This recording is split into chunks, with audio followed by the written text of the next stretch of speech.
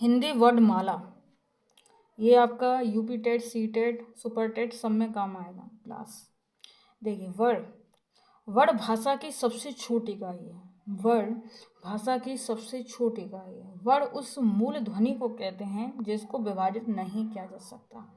Word को अक्षर जिसका क्षरण ना हो भी कहते हैं। ठीक है, वर्ड को अक्षर मतलब जिसका क्षरण ना हो वो भी इसे हम कहते हैं। ठीक है, वर्ड क्या है? देखिए, ध्वनियों के लिखित रूप को वर्ड कहते हैं। ध्वनियों के लिखित रूप को हम क्या कहेंगे? वर्ड कहेंगे, जिसका विभाजन नहीं किया जा सकता। दोस्तों, वर्णमाला, वर्णों के व्यवस्थित समूह को वर्णमाला कहते हैं। वर्णों के दो भेद होते हैं। वर्ड, ठीक है, अब जैसे कि आपका वर्ड लिखा है, ठीक है, वर्ड आपका लिखा है तो हम इसको दो भागों में बांट लेंगे, स्वर और व्यंजन। स्वर और व्यंजन, अब जैसे कि आपका स्वर है, इसको हम तीन भागों में बांटेंगे, ह्रस्व स्वर, दीर्घ स्वर और लुप्त शब्द। ठीक है, लुप्त, इसको ऐसे भी बोलते हैं। तो ह्रस्व स्वर, दीर्घ स्वर और लुप्त स्वर। और व्यंजन, व्यंजन आप ये आपके जो स्वर है तीन हो गए और जो व्यंजन है वो आपका पांच हो गए। ठीक है, जैसे कि पहला है स्पर्श व्यंजन, दूसरा अंतस्थ व्यंजन, तीसरा ऊष्म व्यंजन, चौथा है संयुक्त व्यंजन, पांचवा है द्विगुण व्यंजन। तो आई होप इतनी बात समझ में आ गई हो। देखिए, हिंदी में स्वरों की संख्या कितनी है? 11 होती है। कितनी होती है? 11 होती है। जैसे आ ई उ रिया, ए ओ उ। तो ये आपके स्वरों की संख्या हो गई। कितने स्वर हैं? 11 स्वर हैं, आपको याद रखना है। ठीक है, 11 स्वरों की कुल कितनी मात्रा होती हैं? 10 मात्राएं होती हैं। ठीक है, ये आप यहाँ पर देख सकते हैं। जो भी आपके यहाँ पर शो हो रहे हैं वो आपको दिख जाएगा, क्योंकि आ वाला में तो आपको दिख ही रहा है कि ये वाला एक ही मात्रा हो गई। ठीक है, आगे बाकी जितना आपको दिया गया उतनी ही उनकी मात्रा है। और देखिए, जिहाँ के आधार पर देखिए, अग्रस्वर, मध्य स्वर और पश्च स्वर। अग्र स्वर में ई ए आता है और मध्य स्वर में सिर्फ आ आता है दोस्तों, अ। ठीक है, और पश्च स्वर में बड़ा आ, ऊ, बड़ा ऊ, ठीक है, ओ, बड़ा ऊ। तो ये आपको नोट कर लेना बस। मुख्य खुलने के आधार पर देखिए, विवर्त, अधिवृत, संवृत और अधसंवृत। ठीक है, तो जैसे कि यहाँ पर आपका दिख ही रहा है, इसमें विवर्त में आ जाएगा, अधवृत में आ ए ओ जाएगा, संवृत में ई ऊ जाएगा, अधसंवृत में ए ओ जाएगा। ठीक है, ऐसे आपको नोट कर लेना दोस्तों। अब जैसे कि यहाँ पर हम हिंदी में व्यंजनों की संख्या कितनी है? 33 है। 33 है, याद रखना। ठीक है, अब जैसे कि व्यंजन वर्ण हैं, इसके प्रकार, वर्ग और व्यंजन वर्ण की संख्या हम यहाँ पर समझेंगे। जैसे कि आपका स्पर्श व्यंजन है, तो स्पर्श व्यंजन आपकी संख्या 25 मतलब 25 है दोस्तों। ठीक है, अब जैसे का वर्ग है, चा वर्ग है, टा वर्ग है, ता वर्ग है, पा वर्ग है, ये सब आपके स्पर्श व्यंजन है। ठीक है, का कबूतर से लेके यहाँ तक आपका का वर्ग में आ जाएगा। चा वर्ग, चा से लेके चोले के यहाँ तक आपका चा वर्ग में आ जाएगा। टा वर्ग में टा से लेके अणा खाली तक आपका क्या आ जाएगा? टा वर्ग आ जाता। तकली से लेके नालल तक आपका ता वर्ग आ जाएगा और फा से लेके माँ तक आपका पा वर्ग आ जाएगा। ठीक है, और अंतस्थ व्यंजन कौन से होते हैं? या, रा, ला, वा। ठीक है, 4 अंतस्थ व्यंजन होते हैं। ऊष्म व्यंजन कौन से होते हैं? ऊष्म। ठीक है, तो ऊष्म में सीटी वाला सा, पेट पर सा, सड़क का सा और हर का या हा। ठीक है, तो ये आपका ऊष्म व्यंजन होगा। तो टोटल कितना हुआ व्यंजन? 33 हो गया दोस्तों। ठीक है, अब देखिए, घोषत्व के आधार पर व्यंजन को दो भागों में बांटा गया, घोषत्व के आधार पर।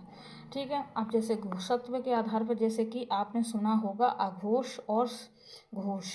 ठीक है, अघोष या अघोष हो गया और घोष, या इसको हम सघोष भी बोल देंगे। ठीक है, सघोष भी बोल देंगे। अब जैसे कि प्राणों के आधार पर व्यंजन को दो भागों में बांटा गया, जैसे हमने यहाँ पर बताया घोषत्व के आधार पर दो व्यंजन, अघोष और घोष या सघोष। ठीक है, बाकी प्राणत्व के आधार पर व्यंजन को दो भागों में बांटा। कौन से? प्राणत्व के आधार पर अल्प प्राण और महाप्राण। ठीक है, अब जैसे वर्णों के उच्चारण का स्थान, वेरी वेरी इंपॉर्टेंट।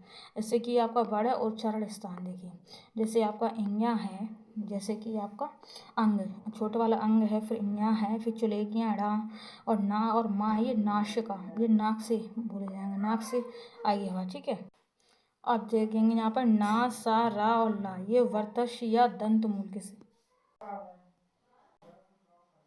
ता वर्ग और सा वर्ग दंत या दांत से बोला जाएगा। वा वर्ग दंतोष्ठ, दांत या प्लस ओष्ठ से हो जाएगा। ऊ और पा वर्ग ये ओष्ठ या ओष्ठ से बोला जाएगा। ओ ये कंठस्थ, कंठ और प्लस ओष्ठ से बोला जाएगा। ओ और ओ। ठीक है, अब जैसे कि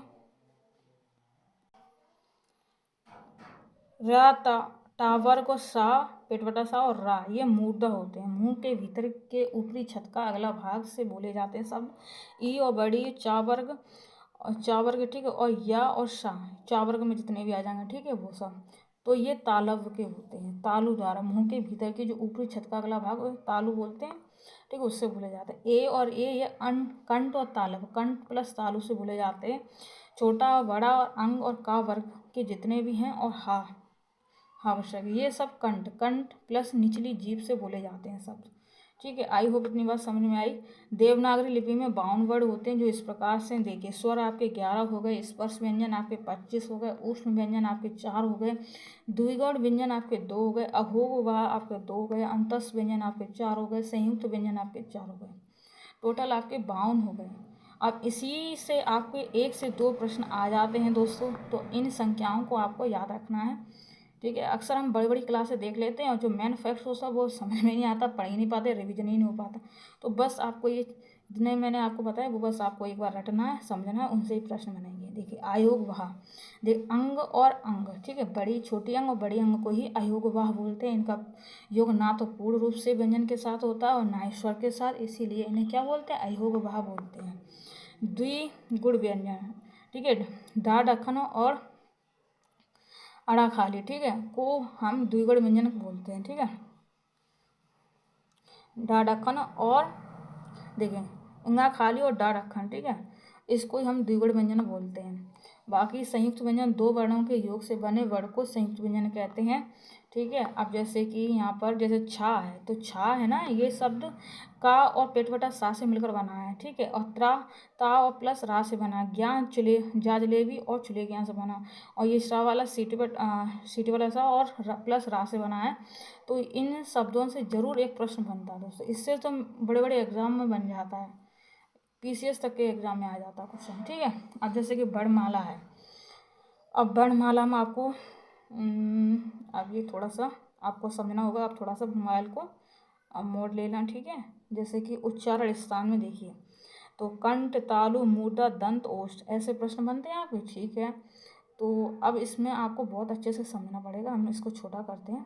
जैसे कंठ है ठीक है, कंठ में का खा हा नहीं, एक मिनट, तो कंठ में जैसे कंठ है तो इसमें का आ जाएगा ठीक है, कंठ, और का क्या है, अल्प प्राण है ठीक है, और ये महाप्राण स्पर्श व्यंजन ठीक है। ऊष्म में महाप्राण है, महाप्राण है, अल्प प्राण है, महाप्राण है ठीक है। इसकी क्लास हम दूसरी लेके आए फ्रेंड्स, क्योंकि इसे मोड़ना पड़ेगा, थोड़ा सा कन्फ्यूजन हो जा रही है।